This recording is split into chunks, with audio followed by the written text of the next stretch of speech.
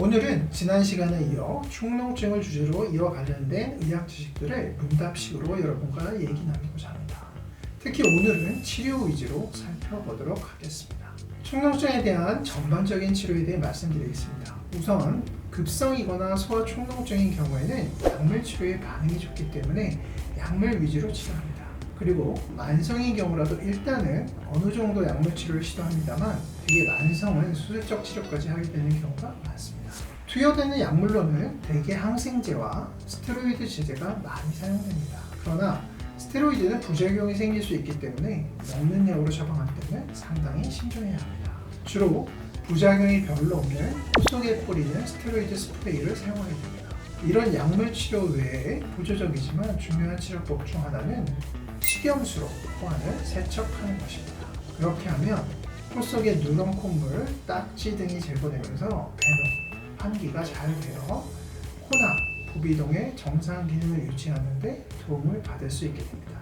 이 방법은 수술 직후의 환자들에게도 매우 중요한 치료법 중에 하나입니다.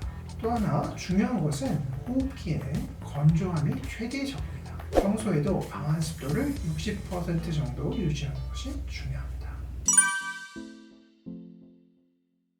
식염수는 우리 몸의 체액과 같은 농도로 만들어서 코 속에 들어가더라도 자극이 적고 소독된 상태이기 때문에 다양한 균에 의한 2차 감염 가능성이 적습니다. 그러나 죽염이나 일반 소금으로 소금물을 만들어 사용할 때는 농도도 정확히 맞출 수 없고 멸균도 되지 않은 상태이기 때문에 오히려 코안을 해롭게 할 가능성이 있습니다. 최근에는 일반 식염수보다 농도가 짙은 고장애 혹은 멸균 바닷물이 코안의 기능을 더 좋게 한다는 보고도 있으나 이런 경우 반드시 담당 이비인후과 의사와 잘 의논 후 사용해야 합니다. 가능하면 식염수는 냉장 온도가 아닌 실온과 비슷한 온도로 사용하는 것이 권장됩니다. 어떤 약이든지 부작용이 있을 수 있습니다. 하지만 축농증에 대해 약을 투여해서 얻는 장점과 약물 투여에 따른 부작용이라는 단점을 비교해서 약물 치료를 해야겠습니다. 대개 약물 치료는 1개월 내외를 기준으로 하고 있습니다. 1개월이 넘도록 약물 치료 효과가 없다면 수술적 치료를 포함한 다른 치료를 고려해야겠습니다.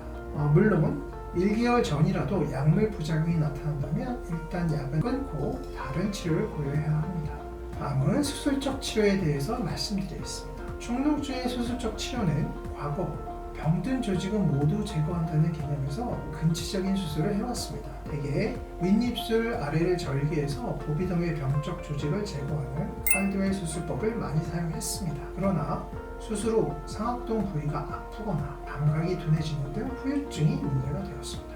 최근에는 내시경 수술이 주로 이루어지고 있으며 부비동의 작은 입구부를 넓혀주고 정상 점막으로 재생될 것 같지 않은 병적 조직들만 제거하면 배농과 환기가 되면서 이후 관리를 통해 정상으로 돌아가는 방법을 사용하게 되었습니다.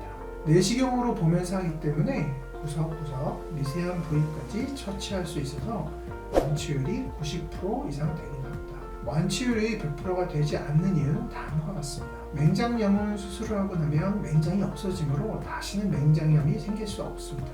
그러나 축농증에 대해서 내시경 수술을 할 때는 코 속이나 부비동의 점막을 다 제거하는 것이 아니라 심하게 병든 조직만을 제거하므로 이후에는 점막이 재생되어 정상 기능을 유지하게 됩니다.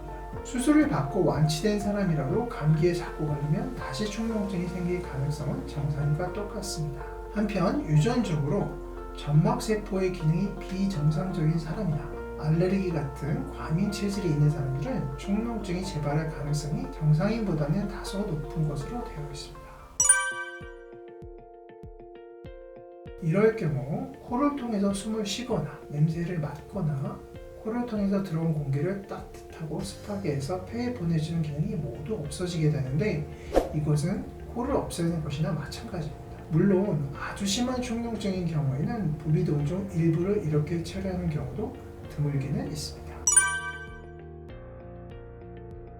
물론 눈이나 뇌에 대한 합병증부터 출혈, 통증과 같은 가벼운 합병증이 이르기까지 다양하게 있을 수 있습니다만 수술자가 경험이 많고 익숙한 의사라면 극히 드물기 때문에 안심하고 수술을 받아도 되리라 생각됩니다.